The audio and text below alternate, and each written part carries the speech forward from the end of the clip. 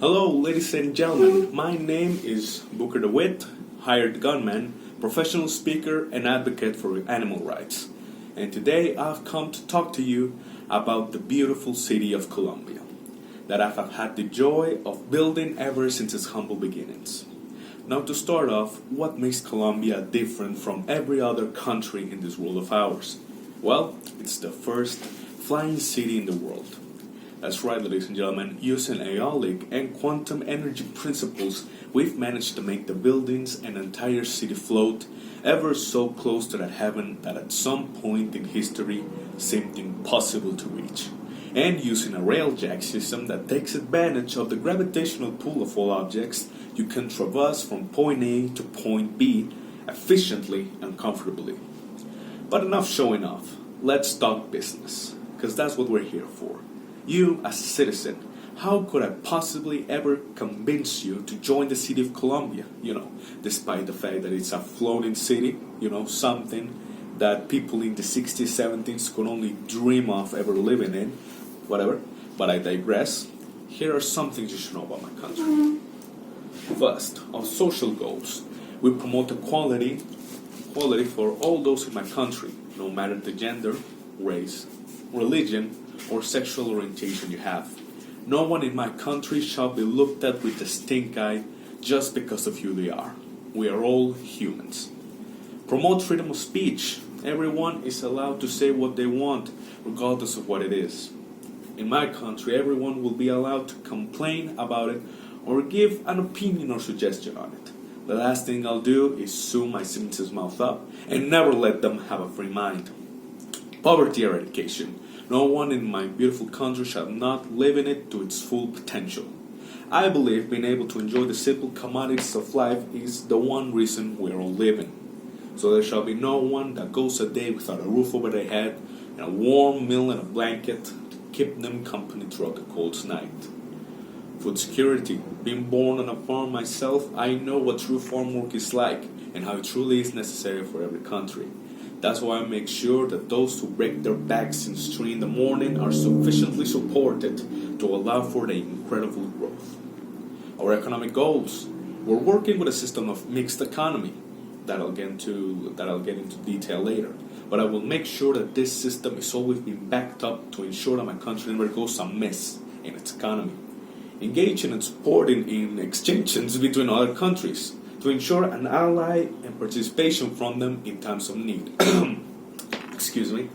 Promoting and helping independent businesses to make sure my citizens always know that they have my support. Properly manage all external debt crises that may come our way through the use of diplomacy. Always analyze the current state of the market through a group of economists to ensure no decision that we make come back to haunt us. The type of market. For a type of market, I decided to go with a mixed economy. I do believe it's one of the choices to do if you want to develop your country well. Of course, the downside of this choice is the fact that at the beginning it's very difficult to juggle all the things that you promise and that come with this type of market. But I assure you that much like the saying goes, at the end of the storm there's always a rainbow. And let me tell you, that rainbow could not be shining brighter. Why? Because with this system we have basic health, education, and public services at no cost. Freedom for everyone. It is a system that is adjustable to change. There is no government intrusion when it comes to businesses, and we have a variety of goods and services that ensure citizen satisfaction. So, now let's get into more detail with the strong and weak points for our economy. Now, we promote the free market and competition that goes to ensure that the citizen-to-leader relationship is made up of loyalty. And when it comes to the things we have, we don't disappoint. For example, we have the most advanced technology available with the most capacitated groups of researchers and scientists. You can't make a city float with pure belief. But with that same technology goes hand to hand with our armament. Now, while we aren't a pacifist country, we're also not pushovers or worse, stupid. This type of technology is sought after by every country. So our advanced armament is nothing to sneeze at. For example, our audio and movement-sensitive turrets, designed by us, built by us, and you best hope not pointed at you. Our agriculture, as I stated before, is one of the systems we support the most, so our veggies and meats are at their top quality every single day, allowing for easy and accessible trade. But, as much as one will always like to think their country is perfect, I know more than anyone else that that can be the case. We are constantly in the need of materials for building, such as wood, cement, and bricks, due to there being a particular flaw with our technology when it comes to reacting to buildings. Every 6 months or so, pieces start to fall off. Now, nothing serious, just small chunks. But I want to ensure total quality for my citizens. So, in these periods when we change them, they run out very quickly. We're also in constant need of materials like iron, mercury, gold, copper, lead. The sole reason being that our scientists are always trying to improve everything in the city. But for it to be perfect, it needs a lot of testing, and that testing costs us those materials. And now, after I told you all this, after I sold you all that, after I explained to you everything, you may be wondering, why am I showing off the city so much? And why am I trying so hard to get you into it? Well, that's simple. Right now, we're undergoing a huge threat from an unknown virus that has reached Earth.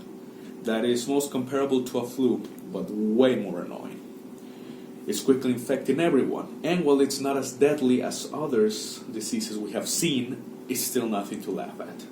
But right now in Colombia, our scientists are hard working on a cure, and as God as my witness, we will make that cure.